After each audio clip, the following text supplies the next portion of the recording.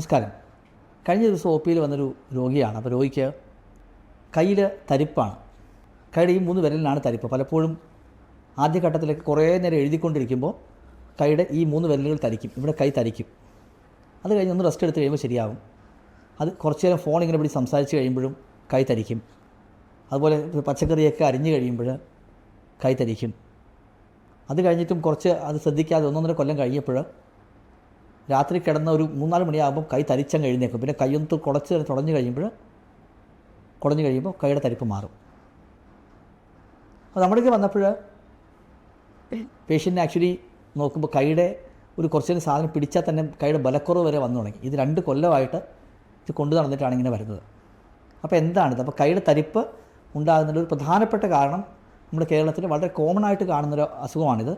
Carpal tunnel syndrome എന്ന് പറയും. അപ്പോൾ കാർപ്പൽ ടണൽ എന്ന് പറയുന്നത് നമ്മുടെ ഈ ഫോറാമിൻ്റെ ഈ കൈയുടെ ഇവിടുത്തെ കൈവിളക്ക് ഇവിടെയുള്ളൊരു ടണലാണ്. ഈ ടണലിൻ്റെ ഇതെന്ന് വെച്ചാൽ ആ ടണലിലൂടെയാണ് നമ്മുടെ രക്തക്കുഴലും ഞരമ്പുകളൊക്കെ പാസ് ചെയ്യുന്നത്. അപ്പം എന്താ സംഭവിക്കുന്നത് വെച്ച് കഴിഞ്ഞാൽ ആ ടണലിൻ്റെ വിഡ്ത്ത് കുറയും. അതായത് അതിലൂടെ കടന്നു പോകാനുള്ള ഞരമ്പുകൾക്ക് കടന്നു പോകാനുള്ള സ്പേസ് ഇല്ലാതാകുന്നു. അപ്പോൾ അവിടെ ഞരമ്പുകൾ എന്ത് പറ്റും? ഞരമ്പ് അവിടെ കംപ്രസ് ആകും. അപ്പോൾ ആരെങ്കിലും കൊങ്ങയ്ക്ക് പിടിക്കുന്ന പോലെ, അല്ലെങ്കിൽ നമ്മുടെ കയ്യിൽ എവിടെയെങ്കിലും ഞെക്കി പിടിച്ച് കഴിഞ്ഞാൽ കാല് മരച്ച് പോകത്തില്ല. കുറേ നേരം ഇരുന്ന് കഴിയുമ്പോൾ എന്താ പറ്റുന്നത്? ഇവിടെ ഞരമ്പുകൾ അമങ്ങിയിട്ട് കാല് മരവിക്കുന്നത്. അതുപോലെ ഈ കാർപ്പൽ ടണലിൽ ഈ ഞരമ്പുകൾക്ക് കടന്നു പോകാനുള്ള സ്ഥലമില്ലാതാകുമ്പോൾ എന്ത് പറ്റുന്നു? അത് കയ്യിൽ മരവിപ്പ് വരുന്നു. ആദ്യഘട്ടത്തിൽ പലപ്പോഴും നമ്മുടെ കയ്യിൽ ഇങ്ങനെ വെക്കുമ്പോൾ എന്ത് പറ്റും? ഇതിലൂടെ സ്പേസ് കടന്നു പോകാനുള്ള സ്പേസ് വീണ്ടും കുറയും. ഇങ്ങനെ വെക്കുമ്പോൾ സ്പേസ് കുറച്ചുകൂടി കൂടുതൽ കിട്ടും. അപ്പോൾ മരവിപ്പ് മാറും. അപ്പോൾ അതുകൊണ്ടാണ് എഴുതുമ്പോഴും പച്ചക്കറി അഴിയുമ്പോഴൊക്കെ ഇങ്ങനെയാണ് നമ്മൾ അഴിയുന്നത്. അതുകൊണ്ടാണ് ഇങ്ങനെ ഉണ്ടാകുന്നത്. അങ്ങനെ അപ്പോൾ ഓൾറെഡി കാർപ്പൽ ടണലിന് വിഡ്ത്ത് കുറവാണ്, അല്ലെങ്കിൽ അതിൽ കടന്നു പോകാനുള്ള സ്പേസ് കുറവാണെങ്കിൽ നമ്മൾ ഇങ്ങനെ പിടിച്ച് കഴിയുമ്പോൾ ആ സിംറ്റം വളരെ കൂടും. അതുകൊണ്ട് ഉറങ്ങുമ്പോൾ നമുക്കറിയാം, നമ്മൾ ഇങ്ങനെ വെച്ചാൽ പലപ്പോഴും കിടന്ന് ഉറങ്ങുന്നത്. ഉറങ്ങിക്കഴിയുമ്പോൾ ഭയങ്കരമായിട്ട് കയ്യിൽ മരവിപ്പ് വരും. അതുകൊണ്ടാണ് കൈ ഇങ്ങനെ കുടഞ്ഞ് കുറച്ച് നേരമൊക്കെ വെച്ച് കഴിയുമ്പോൾ പെട്ടെന്ന് ആ മരവിപ്പ് കുറയുന്നത്. പക്ഷേ എന്തുകൊണ്ട് ഉണ്ടാകുന്നതെന്ന് ചോദിച്ചു കഴിഞ്ഞാൽ പല കാര്യങ്ങളും ഉണ്ടാകാം. ഒന്ന്, ആർത്രൈറ്റിസിൻ്റെ ഒരു ഘട്ടത്തിൽ, ആർത്രൈറ്റിസിൻ്റെ ഒരു ഭാഗം ലക്ഷണമായിട്ട്, വാതരോഗങ്ങളുടെ ലക്ഷണമായിട്ട് നമുക്കറിയാം റുമറ്റോയ്ഡ് ആർത്രൈറ്റിസ് റിസ്റ്റ് ജോയിൻറ്റ് നീർക്കെട്ട് വരും. നീർക്കെട്ട് വരുമ്പോൾ കാർപ്പൽ ടണൽ സിൻഡ്രോം ഉണ്ടാകാനുള്ള സാധ്യതയുണ്ട്. അത് കൂടാതെ പൊണ്ണത്തടി. 3, ഡയബറ്റീസ് ഉള്ളവർക്ക് ഇത് വരാം. 4, തടിയുള്ളവർക്ക് എന്താ നേരത്തെ വരാനുള്ള കാര്യം? തടിയുള്ളവർക്ക് കുറച്ച് ഫാറ്റ് അവിടെ കൂടുതൽ അക്യൂമുലേറ്റ് ആകും, അല്ലെങ്കിൽ റിസ്റ്റിന് ഫ്രാക്ചർ വന്നു കഴിഞ്ഞാൽ വരാം. അതുമില്ലാതെ കോമൺ ആയിട്ട് കണ്ടുവരുന്ന വേറൊരു കണ്ടീഷനാണ് ഹൈപ്പോതൈറോയിഡിസം. തൈറോയിഡിൻ്റെ ഹോർമോണിൻ്റെ അളവ് കുറയുമ്പോൾ അവർക്ക് വണ്ണം കൂടുന്നു. വണ്ണം കൂടിക്കഴിയുമ്പോൾ ഈ കാർപ്പൽ ടണലിൽ ഇങ്ങോട്ട് പാസ് ചെയ്യാനുള്ള ഒരു സ്പേസ് കുറയുന്നു. അതൊന്നുമില്ലാതെ ഇഡിയോപ്പതിക്കായിട്ടും കുറേ ആൾക്കാർക്ക്, അതായത് വേറെ കാരണങ്ങൾ, ഡയബറ്റീസോ ഷുഗറോ വാതരോഗമോ ഒന്നും ഇല്ലാത്തവർക്കും ഈ കയ്യിൽ ഈ കാർപ്പൽ ടണൽ സിൻഡ്രോം കാണാറുണ്ട്. അപ്പോൾ ഇത് വളരെ കോമൺ ആണ്, പേടിക്കേണ്ട കാര്യമില്ല. ഇതിൻ്റെ ലക്ഷണം എന്താണെന്ന് സിമ്പിളായിട്ട് പറഞ്ഞു കഴിഞ്ഞാൽ കൈ ഇങ്ങനെ എഴുതുമ്പോൾ കുറച്ച് കഴിയുമ്പോൾ കൈ മരയ്ക്കുന്നു എന്നുള്ളതാണ് ഇതിൻ്റെ ഒരു പ്രധാനപ്പെട്ട ലക്ഷണം. വളരെ സിമ്പിളായിട്ട് നമുക്ക് ഇത് ടെസ്റ്റ് ചെയ്ത് കണ്ടുപിടിക്കാൻ സാധിക്കും. ഞരമ്പുകൾ ടെസ്റ്റ് ചെയ്ത് നോക്കുക. ഞരമ്പുകൾ ടെസ്റ്റ് ചെയ്ത് നോക്കുമ്പോൾ ഇവിടെ ചെറിയൊരു ബ്ലോക്ക് കാണും. അപ്പോൾ അത് എങ്ങനെ ട്രീറ്റ് ചെയ്യുന്നത്? ഒന്ന്, റുമറ്റോയ്ഡ് ആർത്രൈറ്റിസോ ഉണ്ടെങ്കിൽ റുമറ്റോയ്ഡ് ആർത്രൈറ്റിസ് ആമഭാഗത്തുള്ള മരുന്നുകൾ കഴിച്ച് കഴിയുമ്പോൾ ഇവിടെ നീർക്കെട്ട് കുറയുമ്പോൾ തന്നെ ഈ ബ്ലോക്ക് കുറയും. അതാണ് ഒരു മെത്തേഡ്.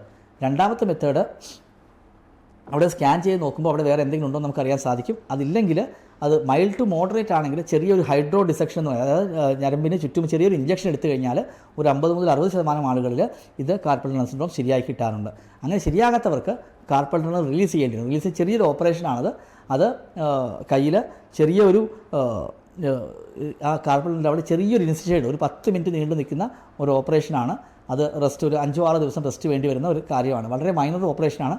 10 മുതൽ 15 അഡ്മിഷൻ പോലും വേണ്ടാത്ത ഒരു ഓപ്പറേഷനാണ്. അപ്പം കാർപ്പൽ ടണൽ സിൻഡ്രോം ഉണ്ടെങ്കിൽ 3 തരത്തിലാണ് മാനേജ് ചെയ്യാവുന്നത്. ഒന്ന്, ബാക്ക്ഗ്രൗണ്ടായിട്ടുള്ള അസുഖമുണ്ടോ, തൈറോയിഡിൻ്റെ അസുഖമുണ്ടോ, വാതത്തിൻ്റെ പ്രശ്നമുണ്ടോ എന്നൊക്കെ നോക്കി നമ്മൾ അതുണ്ടെങ്കിൽ അത് കറക്റ്റ് ചെയ്യാത്ത ഒരു നല്ല ശതമാനം ആളുകൾ കാർപ്പൽ ടണൽ സിൻഡ്രോം കുറയും. അങ്ങനെയുള്ളവർക്ക് ചെറിയ രീതിയിൽ മരുന്നുകൾ, പ്രിഗബാലിൻ പോലെയുള്ള മരുന്നുകൾ കഴിച്ച് മരവിപ്പ് നല്ലൊരു ആശ്വാസം കിട്ടും. അങ്ങനെ കിട്ടാത്തവർക്കാണ് ഞാൻ നേരത്തെ പറഞ്ഞ പോലെ ഒരു സ്കാൻ ചെയ്ത് ചെറിയൊരു ഇഞ്ചക്ഷൻ എടുക്കുക, അൾട്രാസൗണ്ട് ചെയ്ത് ചെറിയൊരു ഇഞ്ചക്ഷൻ എടുത്തു കഴിഞ്ഞാൽ സിഗ്നിഫിക്കൻ്റ് ആയിട്ടുള്ള കുറച്ച് ആളുകൾക്ക്, ഒരു 50 മുതൽ 60% ആളുകൾക്ക് അങ്ങനെയും വേദന കുറയും. അതുകൊണ്ട് വേദനയും മരവിപ്പും കുറയും. അങ്ങനെയും കുറയാത്തവർക്കാണ് ചിലർക്ക് ഓപ്പറേഷൻ വേണ്ടി വരുന്നത്. ഓപ്പറേഷൻ എന്ന് കേൾക്കുന്ന ആളുകൾ പേടിക്കേണ്ട ആവശ്യമില്ല. വളരെ മൈനറായിട്ടുള്ള ഒരു ഓപ്പറേഷനാണ്. ഈ ലേഡിക്ക് ഇത് കണ്ടുപിടിക്കാൻ ഡിലേ ആയതുകൊണ്ട് എന്ത് പറ്റി? ഇതൊന്നും ചെയ്യാതെ കൈയുടെ ബലക്കുറവ് വന്നു. ഈ ഞരമ്പുകളുടെ ഒരു പ്രശ്നമുണ്ട്. ഞരമ്പുകൾ കുറേ നാൾ അമങ്ങിയിട്ട് മോട്ടോർ പവർ, അതായത് നമ്മുടെ ബലക്കുറവ് വന്നു കഴിഞ്ഞാൽ അത് റിക്കവർ ചെയ്യാൻ കുറേ നാൾ പിടിക്കും. അതുകൊണ്ട് കാർപ്പൽ ടണൽ സിൻഡ്രോം ഉണ്ടെങ്കിൽ, കയ്യിൽ മരവിപ്പുണ്ടെങ്കിൽ ഡെഫിനറ്റ്ലി ഒരു ഡോക്ടറെ കണ്ടിട്ട് നിങ്ങൾ അത് ഞരമ്പുകളിൽ ബ്ലോക്ക് ഉണ്ടോ എന്ന് നോക്കുക. റുമറ്റോളജിസ്റ്റിനെ കണ്ടിട്ട് ആർത്രൈറ്റിസിന് എന്തെങ്കിലും പ്രശ്നം ഉണ്ടോ എന്നുള്ളത് ടെസ്റ്റ് ചെയ്ത് നോക്കി ഉണ്ടെങ്കിൽ അത് ചികിത്സിക്കുക. എന്നിട്ടും മരവിപ്പ് മാറുന്നില്ലെങ്കിൽ ഇതിലേതെങ്കിലും ഒരു മെത്തേഡ്, ഒന്നെങ്കിൽ ഗുളിക കൊണ്ടോ അല്ലെങ്കിൽ ഇഞ്ചക്ഷൻ കൊണ്ടോ അല്ലെങ്കിൽ ചുരുക്കം ചിലർക്ക് ഓപ്പറേഷൻ കൊണ്ടോ ഇത് ചികിത്സിച്ച് മാറ്റണം.